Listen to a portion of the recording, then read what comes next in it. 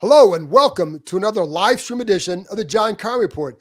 Do me a favor, subscribe to the show wherever you get your podcasts. And if you're watching us live, you're watching us YouTube later, hit that like button, hit that subscribe button. You can find us there as part of Ampire Media, Ampire. You know that. Always much appreciated when you tune in. And now, as you can see, if you're watching, Bram Weinstein, the voice of the Commanders, joining me. Bram, they can now become members. So you get all this good stuff for free. And then you can get a little bit more, whether you want it of me or not. You can get a lot more. And I have more to give, folks. So there are different tiers. If you want to join, go to the YouTube page. There's a little button that says join, and you can do that. Mike Stewart, shout out Mike Stewart's a YouTube member. Blaine Bowling was our first gold member. So there you go. Blaine's joining us now. So anyway, go there, check it out. A lot of extra content. I think this is going to be a year where you're going to want a lot more, and there's good stuff planned. So sign up, and we'll keep it rolling. So you got anything to add on that, Bram? Yeah, I just, we get a lot of people asking about the tiers and all that stuff. There are 3 tiers to it. One is mainly for you're joining the club. You'll have some, extra access than you would. The second tier, John's going to be producing a lot of videos that are going to be for members only, chat only, stuff like that. And then the third tier, the one, the highest member, the gold members, what we do plan to do this year, we had done this before in the past, but I want to revisit it now, especially with the draft, how important this draft is, everything that's changing. We're going to do some live shows again. And when we do the live shows, it's going to be a members invite. So, and if you are a gold member, we will invite you to come to those shows and we'll tell you where they are. And we may not disclose that to the rest of the public, but we want, Right. The members who join that level to come with us. So, it's really a thank you for joining us. You'll get to work with us in person. You'll get to see the show taped in person, intermingle with us, all of that stuff. So we really, more than anything, we really, really appreciate all of the support. And it's really exciting, obviously, what's going on here. And so we want to get people on board and show that, we've got more content to come this year. Right. And I think, there's things that there will be some more things that we can even do for all of those tiers. So, we want to make it worth your while. So, but Bram, what they want to know now too, is the coaching search. Yeah. So the latest is that they're going to be talking to all these same people that they interviewed virtually. Just understand that. Now, what day it is and all that. Okay, we'll find that out eventually, but they're going to be going up to Detroit next week to talk to Aaron Glenn and Ben Johnson. They can talk to in Baltimore next week, Anthony Weaver, Mike McDonald, the rest of them like Dan Quinn. I know there was nothing scheduled yet, but the plan was to bring him in this week. And then same with Raheem Morris, Bobby Slowick, guys like that. So that's where we're at with that. Bram, I think when I talk to people in the league, I think they feel like it's going to go to Ben Johnson. Yeah. Not official, but that's where if people putting their money down, that's where it would go. Is that kind of where you'd put your money? Yes. And I felt that way from the get-go, that This was the top candidate. I will say this, and you've talked a lot about this, and I agree with this. Like, Adam Peters was the person they had targeted for a long time. It didn't mean he was going to take the job, but it became very clear very quickly that he wanted it as well. So it was a good marriage. And so I described that as that was a slam dunk. This one isn't. Like, I think this year in particular, there are an array and spectrum of really, really strong candidates that feels a little unusual this time around. So I think that they are a little more open-minded to being surprised by some of the conversations that they have. That said, I do believe that Ben Johnson has been the prime target. And as we're watching everything kind of materialize around the league, and we could talk about it, like, it appears as if it's the best option for him too. Like, if you watch what's happened, like, Carolina clearly has signaled they're very interested in finding a prime target. And his name keeps popping up down there as well. Well, what did they just do? They did an internal hire of a general manager, right? And I'm not casting any aspersions on Dan Morgan. I don't really know much about him, but we lived this. When you have an owner who's interjecting himself in a way that David Tepper has been interjecting himself, and we had that with Daniel Snyder, when you don't literally make a outside change and bring in the voices, perceptually, it looks like that he has just internally promoted somebody and he's going to remain really heavily invested in all the decision making. So if you're Ben Johnson and you're looking around at like what these opportunities are, and maybe there's more money in Carolina, maybe there isn't. But like if you're looking at where can I go where I'm going to have the autonomy to do what I need to do, I don't know how you would compare the two organizations right now perceptually. So to me, it feels like this is as things are kind of closing up. Does Harbaugh go to the Chargers? What does Seattle do? I don't really know. What are the Falcons doing? It appears like they're trying to get Belichick. We'll see if it works out. Now you're running out of spots that are actually open, and the patience that the Commanders have for this, I think, should pay off if Johnson truly is the prime target. But I do think, and I know you'll agree with this, I know they're open to other candidates as well. Oh, most definitely. And I think you have to be, because to me, you make a mistake if you go in there with a favored candidate and then you just say like, well, you have to allow yourself to be blown away by somebody else.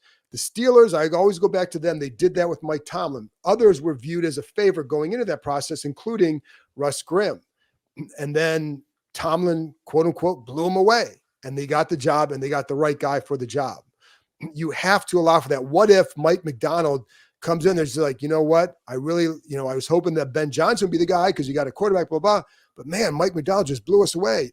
Then you've got to go that way, because it's not just about getting the best offensive guy. It's about getting the right guy. Yeah. Now, the one thing I'll say, there are a couple things, Bram. One, like, I don't see how a guy in his position goes to Carolina. It's just, they can throw money, but they can't, like, the money isn't going to be that different from somewhere else. What you can't give them is security, because Tepper there's no way anybody can think that he would, because he hasn't. And like, is the setup there conducive to winning? I think it's going to be conducive to winning here. So I just think that I just think Carolina to me is the worst job out there. Seattle always has felt like Dan Quinn. I agree. Harbaugh going out west, Belichick to the Falcons, all that makes sense. Right. Titans have hired, Patriots have hired. There aren't many Patriots have hired. There really aren't that many spots left anymore suddenly.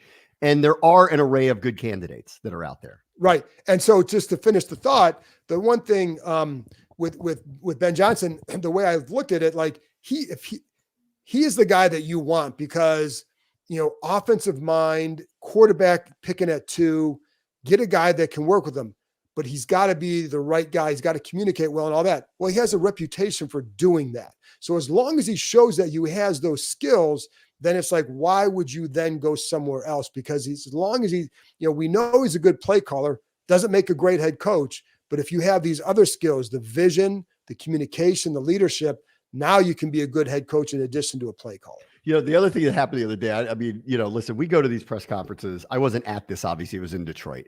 And everybody saw this clip where Ben Johnson, before the Tampa Bay game, was asked about jobs. And he gave a typical answer, which is, I'm focused on the game, which is what you're supposed to say. But then he was asked specifically about Adam Peters, and he couldn't help but say these like very glowing things. And the reality is, like, when you and I both know this, these guys can't hold it back all the time. Like, they can say, whatever, like, it was so obvious that the feeling is mutual just off of that 20-second clip of saying how fabulous he thinks Adam Peters is, that I think we've all known that, like, while this one isn't a slam dunk, it feels like a layup, and it kind of has been in the works for a long time. And, the longer Detroit goes, the longer we have to wait. But if that's the guy that you want, then you wait for them. I agree with you. There are other candidates I'm very interested in. What Mike McDonald is doing in Baltimore, and off of that, the way that organization is played, I want to have a very serious conversation with him about how he would see team building too, because clearly they're doing something really right there.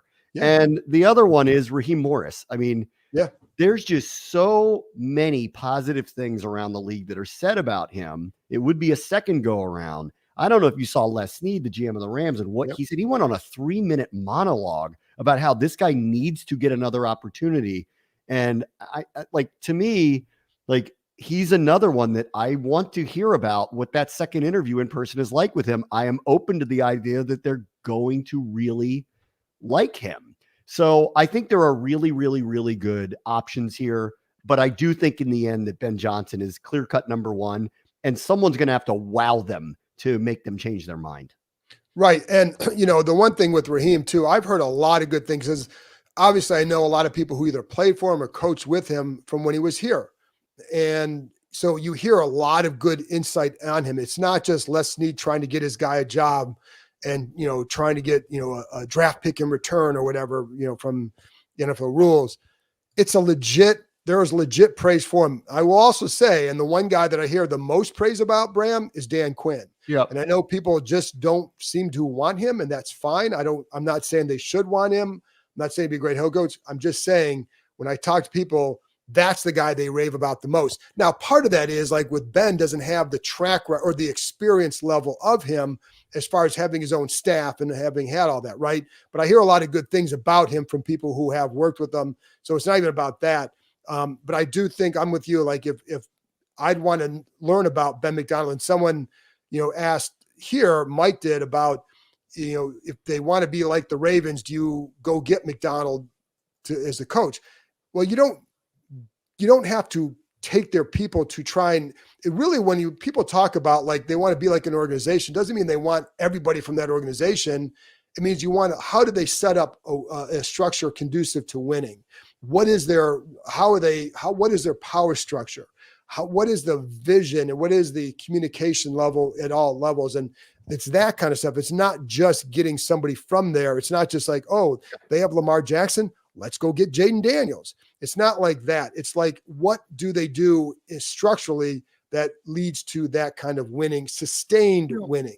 Now, the other thing too, and this is the very, very, very important part of all this. Who are they bringing with them as their staff? Right. And those are the things I can't answer with either Johnson or McDonald for that matter. But I want to know this, just go look at what's happening in Philadelphia right now. As it turned out, they had two extremely high level coordinators in that, couple of years under Nick Sirianni. Both of them got head coaching jobs. Jonathan Gannon goes to Arizona. Shane Steichen goes to Indianapolis.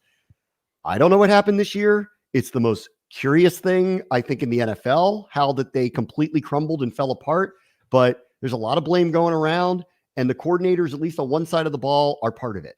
So who you bring in and who your staff is, and I know Joe Gibbs would agree with this, who you bring in to be the people that work under you, that are doing the detailed work in the room every single day, matters as much to me as the hiring itself. Like, not only does this person have to be a good leader, good communicator, good motivator, good organizer, all of that stuff, the people below him need to be strong communicators and coaches as well. Correct. So that's what I want to know from really both, what I feel like are the top two candidates, Johnson and McDonald. Who are you bringing in here, and explain to me why it's going to work together? Correct. And no, I don't think that can be underscored ever, because to me, it is the most important thing. And, Bram, we've seen staffs here.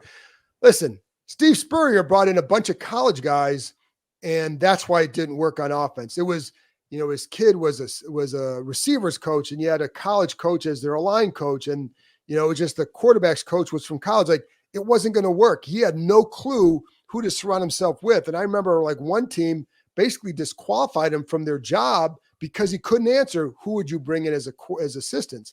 Now, and so I think that cannot be understated. I think Gibbs was great at that the first go round of hiring who he did. Second go round, defensive staff was excellent.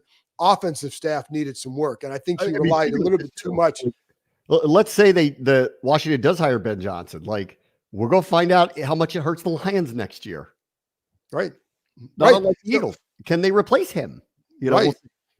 And I think somebody brought up Hank Fraley. Would he come here as a line coach or as an OC? I don't know. I think, you'd have to make sure, I could see him being a line coach and an assistant head coach or associate head coach, something like that, to make it different than what he has in Detroit.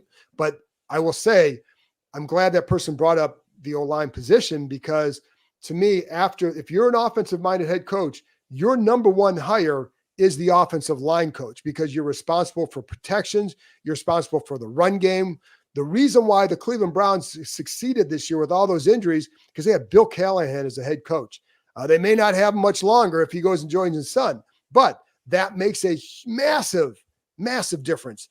And I think it was something that was not handled as well here. And so I think but that is that's a big, big deal. Now, Bram, if you want to go back to this, I want to go back to this one question, Dr. Wonderful. What do you think of Aaron Glenn as a sleeper candidate? Haven't heard you discuss him. I've talked about him a little bit. I don't know as much about him. What I do know is, I mean, their defenses haven't been great in Detroit. However, I'm not going to go based on statistics and all that. It's really what I've heard about him is he is a strong leader, and that is why you want to talk to him. Now, I am going to have somebody on the podcast next week to talk about both those candidates from Detroit, so I want to learn more about him as well. But what I've heard is, some people I've talked to were a little bit surprised because, like, you look at the defense, but I'm going to be consistent with this and say it's not just about what your rankings are, what kind of leader are you, what kind of vision do you have, et cetera, et cetera, et cetera. There you go. All right, how about this one? Is there a possibility that Johnson or Morris retain Eric Bieniemy as the offensive coordinator? With as much as of what Andy Reid thought of him, he must be doing something right. He also did have an interview with the team. And I would, basically describe that as, I think they should do that, like, for a number of reasons. One, he is a viable candidate. And two, I think he's a very good coach. And three, he worked with this roster. Don't you want to talk to him intimately about this locker room, this group of players? Because they got a lot of decisions to make. But do you think, I think if Ben Johnson's the coach, no, I don't think Eric Bieniemy would. Not a chance. If they chose a defensive person, Mike McDonald, I don't know. I doubt it, but I don't know. I would be surprised. And, now I agree with you that, okay, it's fine to interview him. You have to give me a reason why he should stick around. And while somebody says with all that Andy Reid thought of him, the Chiefs were okay letting him go. And, you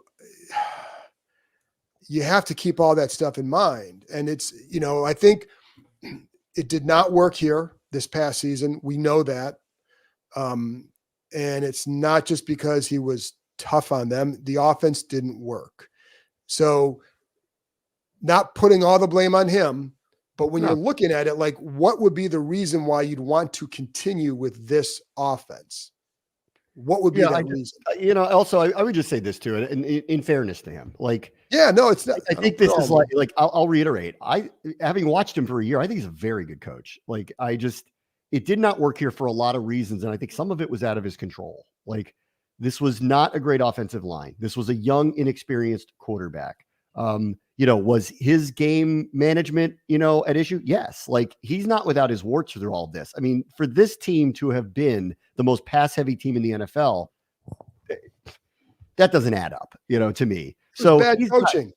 He's got his warts, and clearly communication wise, there was some collaborative things that needed to happen earlier that didn't. And I think things went a little sideways with some of the players clearly, but I do think hard worker, attention to detail, motivator, very good coach. But, like, you got to be in the right place at the right time. And in this organization, amid a sale, with a coach who's coaching for his job, with all of the other things we already described that was going on in the locker room, specifically with the offensive line and the young, inexperienced quarterback, the ground was too shaky. It just was. And for that to have worked out, I think would have been more unlikely than it not particularly working out. But I don't think it's an indictment of him or his ability. In fact, I think he's a very good head coaching candidate, very good offensive coordinator, but he needs to be in the right place. That's all. Yeah, be right place, right time. And frankly, I think he is better served being in a place where they're kind of ready to win and he can push the right buttons. That's how I kind of like. I think and that's fine for him. Yeah, and that's fine. But the offense didn't improve here, and so yes, 100%. He was put in a bad spot, and I agree with that. Like, or a tough spot where you have a quarterback with one start. All right, and whatever everybody wants to say about Sam Howell, he was a 5th-round pick with one start. Like, that's who he was, and in Kansas City, he was not in charge of calling the plays. Like, he was a coordinator, he had experience with it, but that's still Andy Reid's show. Yeah. So it's really hard to say. And then you come, again, you have to give me a reason why the offense should continue. And I don't see it. And it's not even like if they had been, I don't care what, if players think he's too tough on them, it goes beyond that. The offense didn't improve.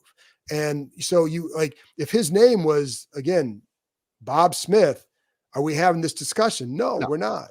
Right. And so, I think there are things that he could do well. And I thought it was going to be a struggle this year with the offense because of all those factors, but it doesn't mean it should continue. And I think when you're looking at drafting, let's say you go defensive head coach and you could draft a young quarterback, Do you want that young quarterback dropping back 70% of the time?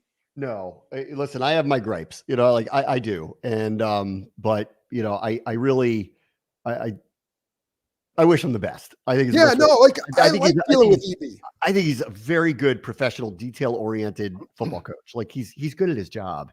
And I just think he was in the wrong place at the wrong time, but it's just a year.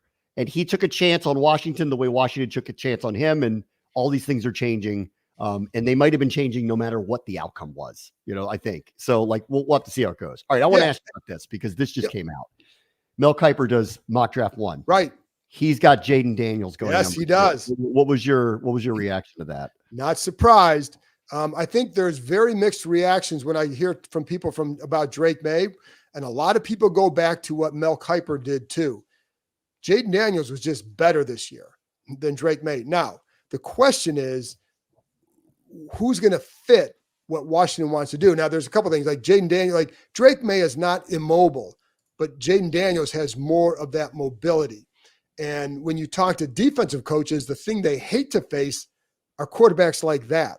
And you watch how defenses have to play a different style against you because of that. Like when Robert was here in 2012, I remember like they got better in the red zone the second half of his year. The numbers were dramatically better. And I remember talking to Mike Shanahan about that. And his point was, I said, well, did he just get better in the red zone, whatever? He goes, no, because they were afraid of his running, they started to play only zone in the red zone. So it was much easier for them to design plays to beat that zone.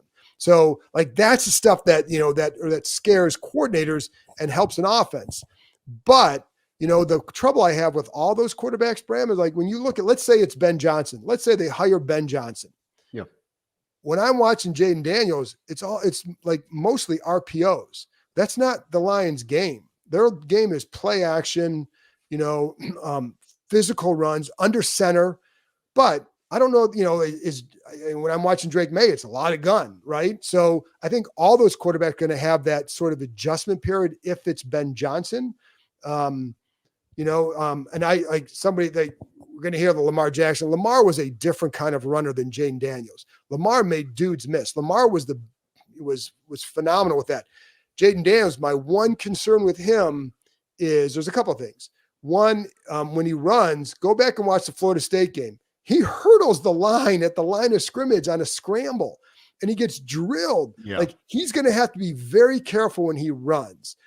But he can be really exciting to watch. And so, it's, I don't know, like I was not surprised, Bram. Now, and I'll just wrapping up on this for me, when I talked to people early on, there was a clear, it was Caleb Williams, Drake May, then it was others. Now I'm talking to people, it's like, it's Caleb Williams. And then it's like, which one do you like better? And, a lot of people are going back to, well, Daniels just had the better year this year for whatever reason. And that's the key, is to find out why. Why did one have a better year than the other? But I wasn't surprised by it. I want to go back to this statement. This is from JP, and probably not that JP, but a different JP, who said, I like his ceiling and style of play more than Mays. Daniels is the direction the league is going. I would go on further and say it's the direction the league is in. Off schedule is practically everything in this league right now. Brock Purdy was not supposed to be the quarterback of the 49ers. Trey Lance was supposed to be the quarterback of the 49ers. Here's this highly coordinated, scripted offense that was going to take a great athlete that could do off-schedule things. That didn't work out, but that's what they intended to do. Josh Allen is an off-schedule player. Pat Mahomes is an off-schedule player. There are guys who are succeeding, like Joe Burrow and Justin Herbert and others. So it's not a one-size-fits-all for sure, but I would go so far as to say that element of football is almost imperative to give yourself a chance. And the more I've watched of him, and I haven't gotten that far into it because I've been waiting I want to meet our new decision makers before I start, diving into all of this stuff. But I have watched more of Jaden Daniels in the last week, just to kind of get a little more familiar with him. I've seen a lot of Caleb Williams. Starting to get the sense we're not going to be able to get him because I get the sense the Bears are going to take him.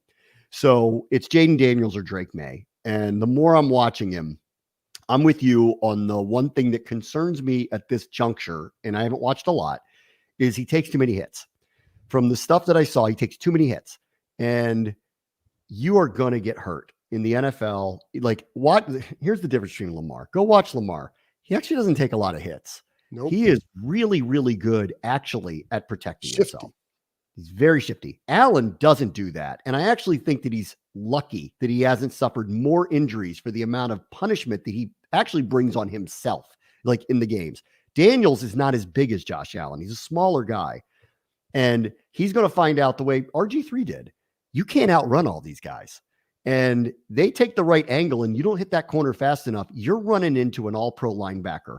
And that's my early concern when I watch him, is that he's a faster kid and a shiftier kid than the other kids, and they can't catch him. Well, in the NFL, that's not the case. And that's what concerns me about him. But when he does sit in the pocket, I've seen him make enough of the big throws in the tight windows that have made me more and more and more go, this guy's got an element that Drake May doesn't. And it's really hard not to see why that's the direction you would end up going. Right. And to be fair, or to be clear, I mean, it's January 23rd. Yeah. I personally I have not settled on like, oh, they should take this guy, because there's so much more to learn about both of them. And like, I'm not going to go based on what I saw during the fall, because when you're watching it during the fall, you're watching as a fan. You're not watching to study. Studying means you're going over it. And then for me, it means also watching it, talking to a lot of people, seeing who fits. And, again, when I watch Ben Johnson's offense, to be honest, Bram, the guy who fits it so well, who's also going to be a free agent, is Kirk Cousins. And I mean, he just does. So, but if you're looking at the quarterbacks in the draft, you have to decide which one can you work with and fit into your offense, or build something around and make it work, because it's a different offense. And I know, like with the running part, Kirk Cousins is the most sought after free agent quarterback because he's the only viable one available, and he's going to get $50 million a year, 3 years guaranteed, period. Correct. Oh yeah. But he really liked playing in Washington. So, but you're right. All that is true. So then it's like, what can you work with these guys? Like Jane Daniels, people want to know, well, they could teach them to slide. Sure. It's hard, but it's not as easy as that. Like, oh yeah, teach them, but you got to do it in a game when guys are coming at you and your instinct takes over. Because we've seen that with other quarterbacks. It's very difficult. So, I just think but like my point is, it's really early in the process to settle on it. I just started, I'll be honest, Bram, one of the things I love doing in the off season, get a Saturday morning, get some coffee, nobody's up yet, get some jazz on Alexa and watch some film. And like, that's what I was doing this Saturday. And it's like, you're watching Jaden. I watch some of Drake May, need to watch a lot more before I say like, oh, this is the guy. But there are impressions that you get of them that are that you're like, okay, I like this. I don't like that. Or I have concerns about that. And the other thing with Daniels too, there was some talent that he played with, and it can't be used as a knock against him, because Joe Burrow played with a lot of talent. CJ Stroud played with a lot of talent, but you do have to say, okay, what are the NFL type throws? And that's the thing I want to see. Is like, there are other games I haven't seen. I haven't seen the Alabama game, the Florida game. I want to see those because he was really good in both of them. So let me ask you this one before we go. Why no front office changes yet? Good question. I don't know, Tom, because I thought there would be some. I do think that, excuse me. I think this is a very deliberate group. And it feels like they're trying to get things done kind of one at a time and get through this. There's a lot to go on for Adam Peters with the coaching process and the coaching interviews, that it's not as simple as, okay, I'm coming in here, you're out. Because I think you need to get to know some of these people. There are not a lot of people that he can bring from San Francisco. So, and I do know, like, there's some people that I think who are scouts there and all that, who might eventually come here, I'm sure. But I haven't heard of him bringing people from there. So you need to get to know some of these people here, see who could you keep and who might need to move on from, while also getting a coach, while also learning the roster, et cetera. So I think it's as much being deliberate about it. So there you go. And here's this. Hi, John. I owe you an apology. I referred to you as a pseudo GM earlier this season because I disagreed with one of your takes, and I just want to publicly apologize and say that you were right. See, I told you you're the GM of the team, John. Well, I appreciate that. Bram, is that your burner account? Yeah, well, I appreciate that. Yeah, you've got that wrong. I think I'm the GM. well, that's because I'm the pseudo GM, so you can be the real GM. No, I appreciate that. Adam, I'm available if you want me to join the front office. I'm happy to do it. At any moment, I'm happy to do that for you. Yeah, but I do think like this is actually the one thing too, and we're going to wrap this up in a minute or two. But the one thing, Bram, is that I would think for fans, and you were born and raised here, and people listening to this, it's got to be an exciting time because like you hired the number one guy as a GM. There's a very good chance you hire the number one coach. Then you have a number 2 overall pick. And I know some people are scared to death to draft a quarterback because some guys haven't worked out. But, there are tackles who haven't worked out. There are receivers who haven't worked out.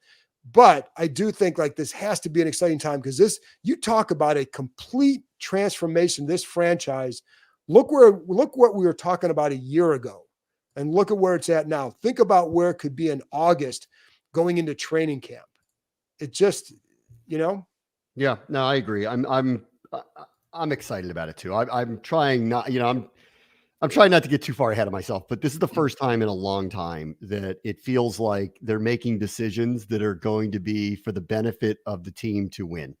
And I'm really, really excited about it. I'm trying not to, I don't want to put too much expectations on it because I don't know what the roster is going to look like. We don't even know who the coach is going to be. Like there's so much that needs to kind of happen, but there are just so many of these signals that I think we've been waiting for a long time. Like just the type of structure, the thinking, the ability to have groupthink on this, bring in people who have a lot of great ideas, who've been winners in the past, being open-minded to listening to other people, talking about alignment, collaboration.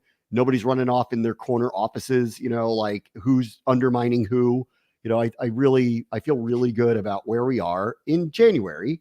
And let's see what happens over, let's get through free agency and the draft and then head into OTAs and we'll see what the team looks like. And then I'll get a better sense of like, how far away are we from, really putting something out there that starts to contend again? But the early returns are just, they're fantastic, and I'm not even trying to be a homer about it or an employee about it. I really am genuinely excited about where this is going. I've also been waiting a long time to feel this way about just the future of the franchise in general. Right. And by the way, and it's funny because I'm putting this thing up from Dennis, says he likes Ben Johnson, but he's going to want Drake May and he's totally against that.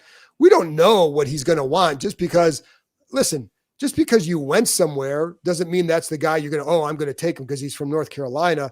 He also is going to know a lot about him.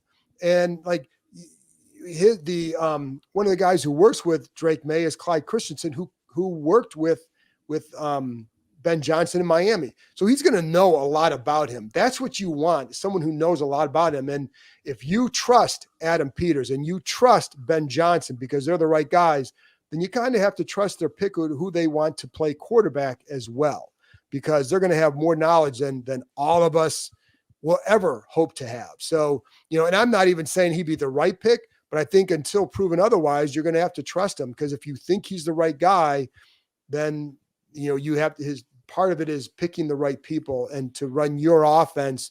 And maybe, but I don't there's no guarantee that he does that because I went to Carolina, this guy did. Okay. It doesn't, if you're going to pin your coaching career on that way of thinking, I think you're in for a short career. Oh. So you have to, if they pick him, you have to trust they see and know something about him that makes him a good fit. They're here to win. Everybody's here to win. They're going to pick the person they think's give them the best chance to win. If that's ultimately Jaden Daniels, they will pick him. That's what's going to happen. Before we go, can I just mention one other thing? Since all new 2024, and since we're offering memberships and things like that, and we're going to offer. By the way, I'm going to cut you off a minute. People are going to criticize me for doing that. I'm just happy to see that you must have your heat on again this week because you don't have your coat and your hat. So I did want to point that out. I thought you were going to bring that up, but go ahead. It was chilly down here last week, so I wore the hat and I got a lot of what for it. Anyway, I thought it looked good, but they were giving me a hard time. Anyway, I'm just floating this. I'm not saying I'm going to do this, but since everyone's watching and listening, and because we're doing memberships and all this stuff, I have given consideration to moving at least portions of my radio show, if not the whole thing, onto this channel at a later date, not right at the moment, but at a potential later date.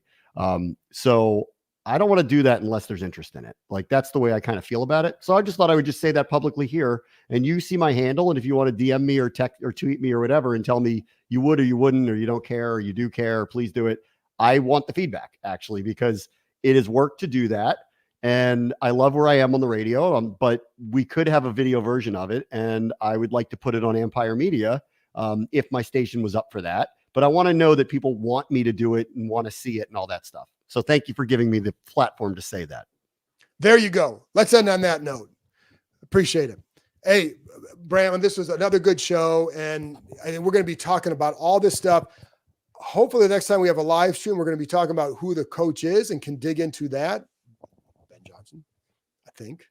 Then, we'll get into all the quarterback stuff. For agency, going to be a really interesting offseason. So thank everybody. Thank you all for tuning in. Thank you for your interest in the show, the continued interest in the show and helping this build. And Bram, as always, thank you for joining and sharing your insight. Much appreciated, everyone. I will be back on Thursday with another episode because this coaching thing is not going anywhere. So I'll talk to you next time.